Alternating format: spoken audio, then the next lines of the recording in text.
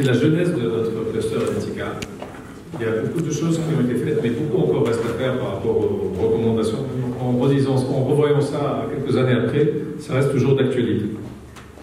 Maintenant, quand même, à l'adresse de nos invités et les médias, on veut rappeler c'est quoi l'industrie électronique. Donc ça tourne autour d'un circuit imprimé, ce qu'on appelle ici le support vert, sur lequel on pose des composants électroniques. D'accord ? Il y a plusieurs produits. Tous vos téléphones, bien sûr, comportent une carte électronique. Tout maintenant dans la maison, l'électroménager, la télévision, le frigo, c'est des cartes électroniques. Dans l'automobile, toutes les nouvelles voitures comportent de l'électronique. L'électronique a beaucoup encore les objets connectés, l'IoT, c'est que de l'électronique. Donc il y a encore beaucoup de développement, il y a une grande marge de progression dans ce marché à l'échelle mondiale. Et nous, la Tunisie, la bonne nouvelle dans tout ça, c'est qu'on fait partie de la chaîne de valeur mondiale. C'est-à-dire que nos entreprises membres du cluster ou en dehors du cluster qui sont présentes en Tunisie sont intégrées dans cette chaîne de valeur. C'est très important. Si Mansar, si vous pouvez circuler juste pour toucher, ce sont des échantillons, donc il n'y a pas de souci. Donc, notre ambition, c'est réellement de promouvoir l'industrie électronique tunisienne et d'en faire une référence régionale à travers l'expertise de ces entreprises pour une visibilité à l'international. C'est encourager aussi l'innovation. On va en parler tout à l'heure, Madame Auger en parlera dans la commission R&D et Innovation, pour développer du capital humain et favoriser les bonnes pratiques. Donc ce cluster est aussi, un de ses buts principaux, c'est de favoriser les synergies entre ces acteurs. Il y a quelques années, tous ces gens qui sont à ma droite ne se connaissaient pas, se voyaient peut-être dans des salons comme des concurrents, mais ne se parlaient peu et n'étaient pas du tout complices dans leur collaboration. Et 2 ans après, on n'est pas peu fiers de les voir projeter des choses en commun, et ceci déjà est un grand acquis.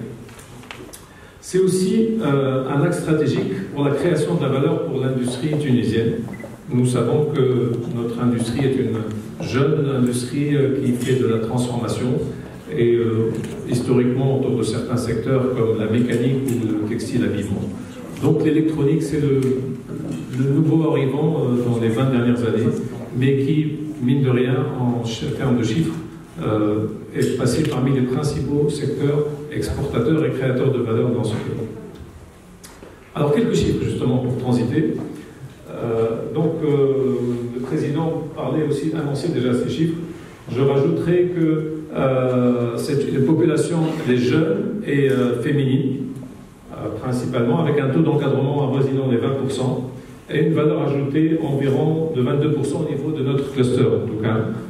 Donc vous avez ici une évolution des chiffres entre 2017, 2018 et les prévisions de 2019, que ce soit en effectif, où on voit que chaque année il y a une croissance de l'emploi. Pour cette année 2019, on table sur un emploi de 15 000 sur la quarantaine d'entreprises que nous comptons. Un chiffre d'affaires en euros qui avoisine les 1,2 milliard d'euros, et des investissements cette année qui sont annoncés à la hausse, qui avoisinent les 45 millions d'euros. Alors je parle d'euros parce que nous sommes dans cette chaîne de valeur mondiale. Si on va parler en dinars, ces chiffres vont être fluctuants chaque trimestre malheureusement. Donc nos intrants, on les achète en euros, en dollars, et nos produits sont des bons en euros, et nous sommes fiers d'être en Tunisie et d'utiliser des ressources tunisiennes. Même les multinationales dont tu as cité, Willy, leur management est à 99% tunisien. Et nos ressources, et j'ajouterai aussi que nos ressources tunisiennes, maintenant il y a un savoir-faire qui s'exporte pour les maris de l'année dans d'autres pays comme au Maroc ou en Roumanie. On trouve des managements tunisiens pour diriger des centres de production créés dans ces pays-là. Donc maintenant, pour illustrer les actions en cours du cluster, nous avons plusieurs commissions que mes amis présenteront un par un.